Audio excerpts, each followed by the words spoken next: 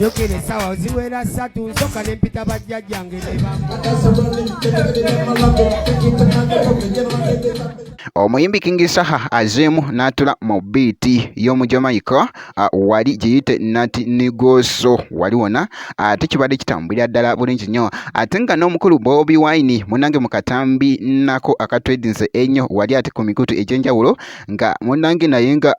kyeyeekoze bane mu freestyle ate munange binyumidde ddala wali okamalako obumazi bampita Jaminati sizza ku Jaminati Yugi ngenda kusaba osubscribe nga obeera nga tonaba ngenda kubeera nga butereevu nga nkutandikisaawo ngenda kubeera nga munnange kankutandiseeko ate n'omukulu Bobi Wine munnange ate wali jjukira nti nno obutambi buno twabulabako obutambi bungi nnyo munnange obwagenda viral nnyo wali ku mikutu egy'enjawulo era nga baaliko munnange wali ne kapate munnange nga family yonna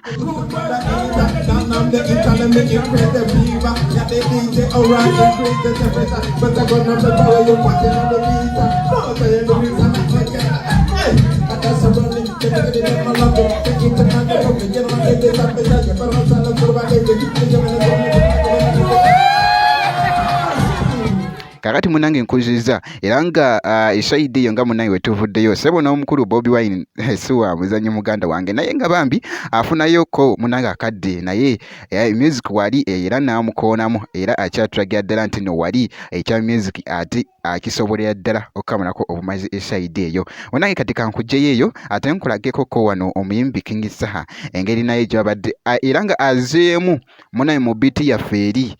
mu biiti yaffe eri eyo nga w'ogiwulira eyo kakati ku luno era azeemu n'atuuzako ebigambo munnange era akatambi akukolaba katwedingidde ddala ku mukutu wali ate ogwa TikTok ngenda sooka ate nkakuweko ate katono nnyo ndyoke nkomewo jokere sawa ziwera ssatu nsoka ne mpita bajjajjange ne bambuka